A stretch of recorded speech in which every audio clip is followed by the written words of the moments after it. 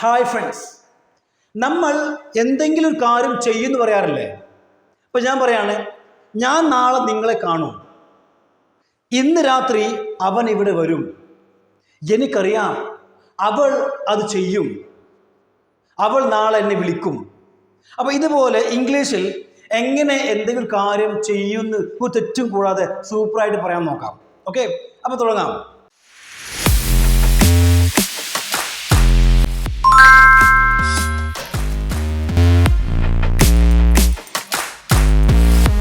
നമ്മൾ വിൽ എന്ന് പറയുന്ന വേർഡിന്റെ കൂടെ വെർബ് ഫസ്റ്റ് ഫോം ചേർത്ത് കഴിഞ്ഞാൽ അതിന്റെ അർത്ഥമാണ് ചെയ്യുന്ന. എന്താണ് ചെയ്യും എന്ന് വെച്ചാൽ വില്ലിന്റെ കൂടെ ഫസ്റ്റ് ഫോം ചേർത്ത് കഴിഞ്ഞാൽ എന്താ അർത്ഥം? ചെയ്യുന്നായി. ഇതിനെ നമ്മൾ വിളിക്കുന്ന സിമ്പിൾ ഫ്യൂച്ചർ എന്ന് വിളിക്കുക. എന്താ വിളിക്കുക? Simple future. അപ്പൊ അങ്ങനെ പഠിച്ചു വെക്കണമെന്നില്ല, ഇത്രമാത്രം അറിഞ്ഞിരുന്നാൽ മതി. വില്ലിന്റെ കൂടെ ഫസ്റ്റ് ഫോം ചേർത്ത് കഴിഞ്ഞാൽ അത് എന്തെങ്കിലും കാര്യം ചെയ്യുന്നായി. ഇനി നമുക്ക് നമ്മുടെ ഇന്നത്തെ വളരെ മനോഹരമായ ടേബിൾ ഒന്ന് പരിചയപ്പെടാം. ടേബിളിലെ ഒന്നാമത്തെ കോളം പരിചയപ്പെടുത്തേണ്ട ഒരു ആവശ്യമില്ല, നമ്മൾ എല്ലാ ദിവസവും തന്നെയല്ലേ പഠിച്ചുകൊണ്ടിരിക്കുന്നത്. രണ്ടാമത്തെ കോളാണ് എന്ത്? വിൽ. വിൽ എന്ന് പറയുന്ന ഈ ഒരു വേർഡിന്റെ നെഗറ്റീവാണ് വിൽ നോട്ട്. വിൽ നോട്ട് അതിന്റെ ഷോർട്ട് ഫോം ആണെന്ത്? വോണ്ട് എന്ന് പറയും. എന്നാണ് വോണ്ട്. അത് കഴിഞ്ഞിട്ട് നമുക്ക് ചേർക്കേണ്ടത് എന്താണെന്ന് പറയാം? വെർബ് ഫസ്റ്റ് ഫോം ആണ്. വെർബ് ഫസ്റ്റ് ഫോം ആണോ? വില്ലിന്റെ കൂടെ verb first form.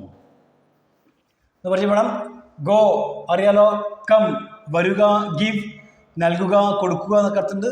Getup, talk, ടോക്കിന്റെ കൂടെ സാധാരണ നമുക്ക് ടു ചേർക്കാം. ഓക്കെ, അതുപോലെ കോൾ, ഗെറ്റപ്പ് 2 തവണ എഴുതിയിട്ടുണ്ട്, കുഴപ്പമില്ല. മീറ്റ് കണ്ടുമുട്ടുക, help, tell, eat, drink, play, read, write, buy. നിങ്ങൾക്കറിയാത്ത ഒരു വെർബും ഇതിലില്ല. ഇതില് നിങ്ങൾക്കറിയാത്ത ഒരു വേർഡ് പോലും ഇല്ല.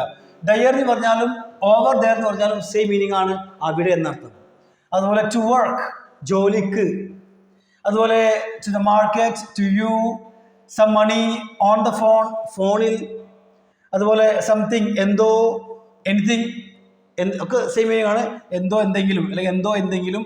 സംതിങ് ആണ് നമ്മൾ സാധാരണ പോസിറ്റീവ് സെന്റൻസിലാണ് ഉപയോഗിക്കുക. എനിത്തിങ്ങോ നെഗറ്റീവ് സെന്റൻസിലാണ് എനിത്തിങ് ഉപയോഗിക്കുക. അതുപോലെ some vegetable in the park, പാർക്കിൽ. Some biryani, a glass of juice, ഒരു glass juice. A cup of tea, a book, novel, cricket in the park, with my friends. ഇതൊക്കെ അറിയാവുന്നതാണ്. ഇനി ഇവിടെ നോക്കാം. ഇവിടെ നമ്മൾ ഫ്യൂച്ചർ, ഭാവിയെ കാണിക്കുന്ന ടൈമുകളാണ്. ഏതൊക്കെയാണ്? ടുഡേ എന്ന് പറഞ്ഞാൽ ഇന്ന്, ടുനൈറ്റ് ഇന്ന് രാത്രി, tomorrow tomorrow morning, the day after tomorrow, after 2 days അറിയാലോ, തീർച്ചയായും അറിയാം. In a couple of days. ഇത് വളരെ മനോഹരമായിട്ടൊരു ഫ്രേസ് കേട്ടോ. എന്താണ്?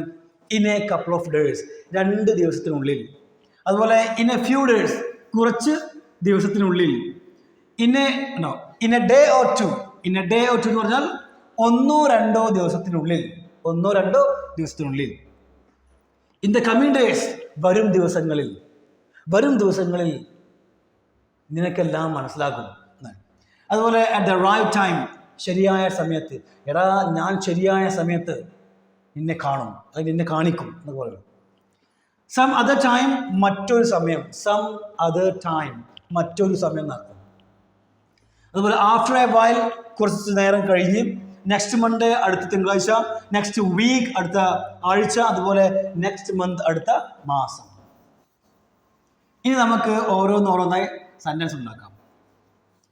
ഞാൻ പറയാണ്, നാളെ ഞാൻ അവിടെ പോകും, നാളെ ഞാൻ അവിടെ പോകും എന്ന് പറയാം. അപ്പൊ ആദ്യം ഐ, അതിൻ്റെ കൂടെ will. I will go there tomorrow, I will go there tomorrow, നാളെ ഞാൻ അവിടെ പോകും. ഇനി എനിക്ക് പറയണം, ഞാൻ അതിരാവിലെ ജോലിക്ക് പോകും, ഞാൻ അതിരാവിലെ ജോലിക്ക് പോകും. നാളെ എന്ന് പറയാം. ഐ വിൽ ഗോ, എന്താണ്? I will go to work അതിരാവിലെ, in the early morning tomorrow. അപ്പോൾ എന്തായി? I will go to work in the early morning tomorrow, നാളെ അതിരാവിലെ ഞാൻ ജോലിക്ക് പോകുന്നതായി. ഇനി ഞാൻ പറയണം, ഇന്ന് രാത്രി അവൻ നിങ്ങളുടെ അടുത്ത് വരും എന്ന് പറഞ്ഞ്, ഇന്ന് രാത്രി അവൻ നിങ്ങളുടെ അടുത്ത് വരും.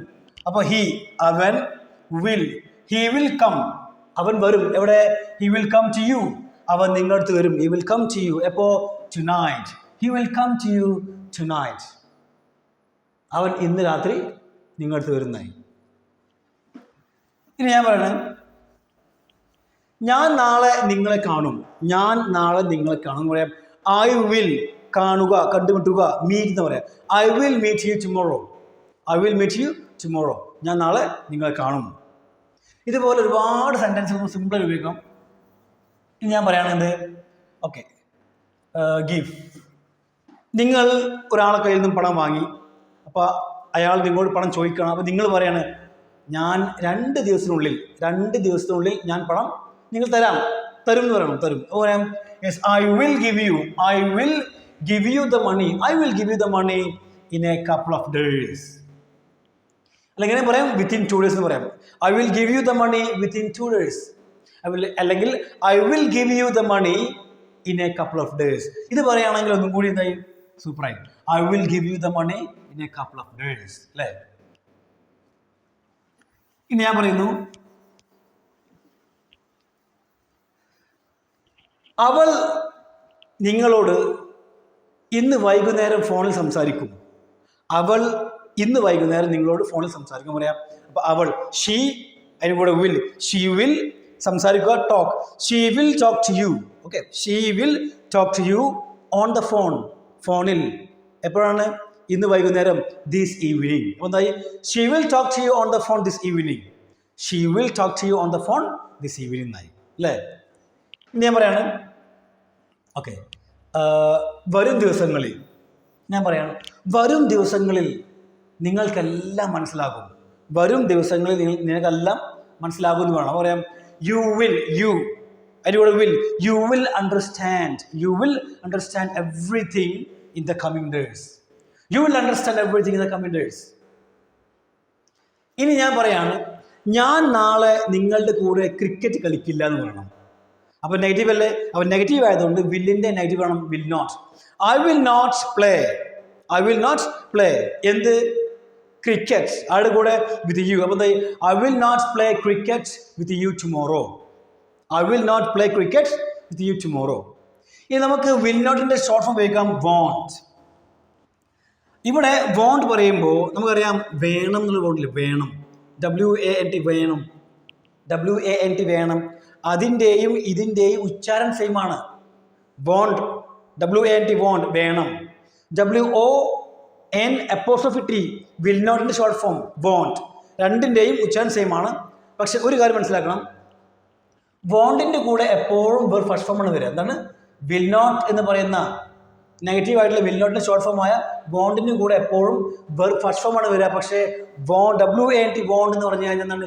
വേണമെന്നാണ്. അതിൻ്റെ കൂടെ എപ്പോഴും നൗണാണ് വരിക. ഐ വോണ്ട് എ പെൻ, എനിക്കൊരു പേന വേണം. ഷീ വോണ്ട്സ് എ കളർ, അവൾക്കൊരു കളർ വേണം.